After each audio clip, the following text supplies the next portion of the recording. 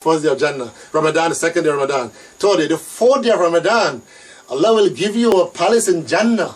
70,000 palaces in each room. Each palace, there are 70,000 rooms.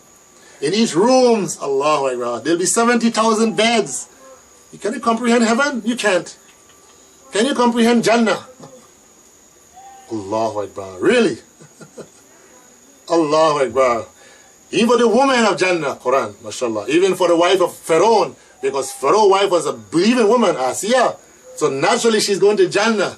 But Pharaoh would not be there in Jannah. So for a believing woman whose husband will not enter Jannah, she has to get married in heaven as well. Who is she married? Imam tradition says she'll even marry even the prophets of God, or even the imams will marry her. Allahu Akbar. Allahu Akbar. Yes?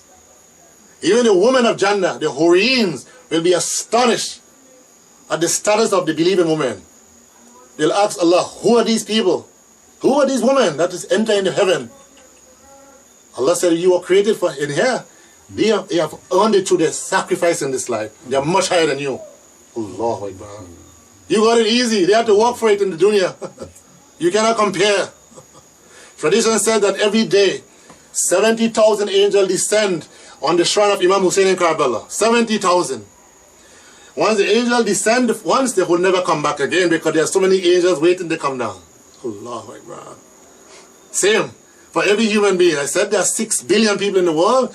Every day there's 2 angels that write everything you have done in the 12-hour period in the day, and they go back to the heaven. There are 2 angels come down at night, and they write everything that you have done. So every given day there are 4 angels assigned to every human being. 6 billion people in the world, 24 billion angels in the world daily. Allahu Akbar.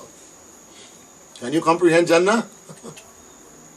Allahu Akbar. Really? Huh? Allahu Akbar. When the angels descend on the shrine of Abu Abdullah Imam Hussein Islam, they take a souvenir, because once you make a visit anyway, you have to bring back some gift. The malaikas, the angel, they bring back a gift towards the heaven. It is this dirt, or what we call this, made from the sajdaqah of Imam Hussein Islam. Look, do you even know what we're prostrating on? Do you know the value of what we're prostrating on, this earth? Do you know what sanctity this holds? When you do prostration on the earth of Karbala, where Imam Hussein blood has sanctified this earth, this is what the angel take back to the heavens. Even the Huriyyin, the woman of Jannah, is waiting when the angel return to the heaven. They ask the angel, what gifts have you brought back for us? They say, we brought back nothing but the earth of Karbala. The angel take this earth and they do the mascara. Allahu Akbar. Huh? Allahu Akbar. Allahu Akbar. Subhanallah. Huh? Allahu Akbar. Can you comprehend the realities of Jannah? Tradition says that Salatul Layl, Namaz Shah, will be a light for the grave. Again, a light for the grave? Allahu Akbar. Huh? There's one person, Imam Ghazali Islam, wrote a letter to one of his followers. He said that a khanzi, a pig, will visit you. Allah. And he spent 3 days with you. La hawla wa la quwwata. This person visited one of the followers of Imam. Before this companion depart, he said that Imam told me about you. A pig will visit me. Allah. What do you mean a pig? How did Imam know this person is a pig? Imam says, yes. Then this person confessed. He said, the Imam is right about me. I am a pig. Don't you know, even my income is not all lawful. I mix it haram. Allahu Akbar. Your livelihood, wealth that you acquired to feed your family, if it's not legitimate, it will create disturbance in your life, disturbance in your family life. It will break the home. Guarantee, Imam says.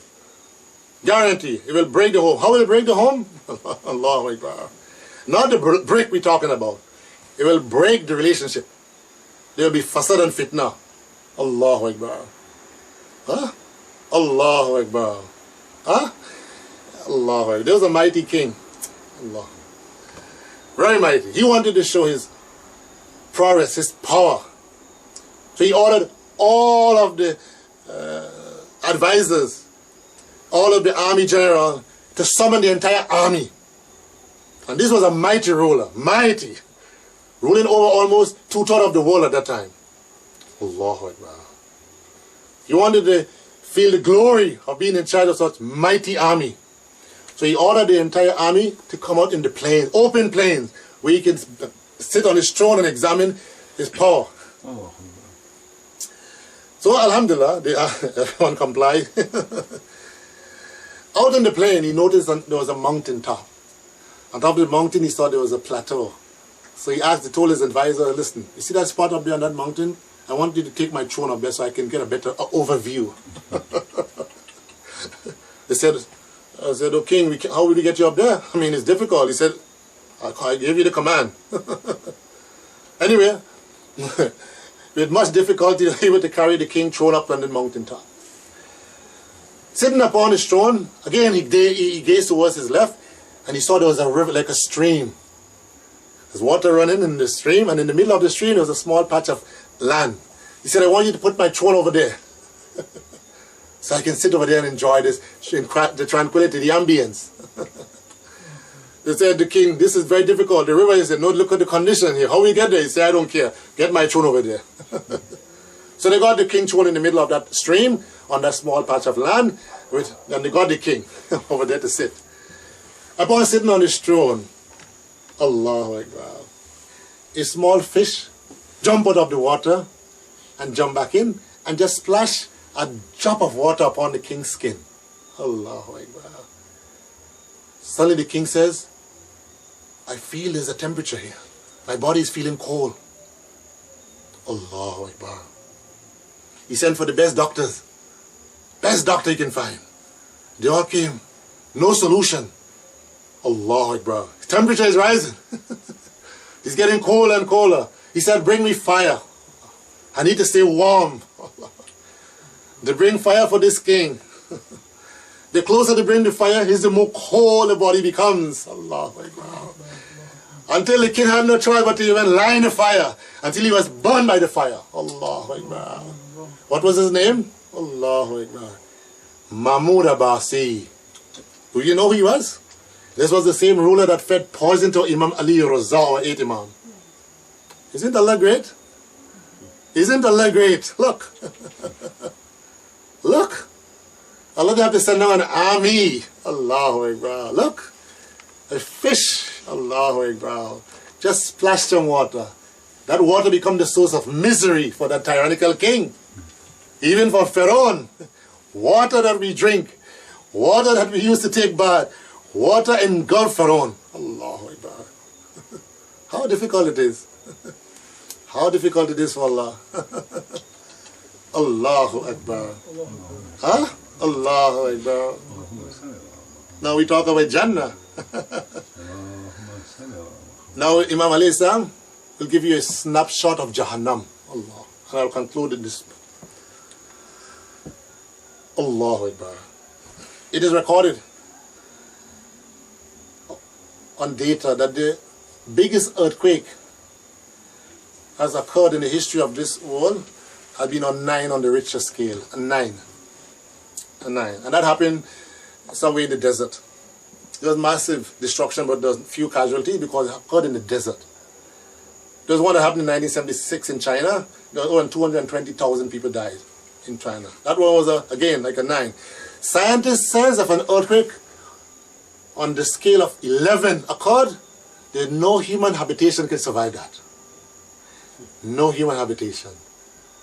Quran mentioned about an earthquake that will precede Qiyamah Judgment Day. Allahu Akbar. Listen. When the earth shall be shaken with a violent shaking, Quran says.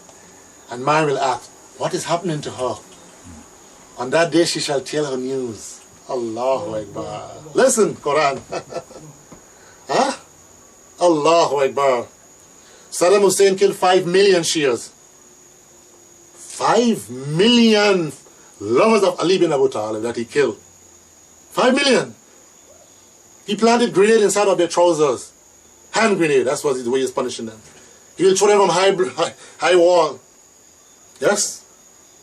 He tried utmost best to stop Majalis of Imam Hussein. This small gathering that we're doing tonight, Saddam Hussein tried to stop this for how many years? Mutawakkil Abbasi tried to stop this. Harun Rashid tried to stop this. Huh? Hajjad ibn Yusuf killed 50,000. Again, if I tell you the way he died, Allahu Akbar. Huh? Allahu Akbar. to eradicate the name of Imam Hussein alayhi salam from the heart of the believers. This is a tradition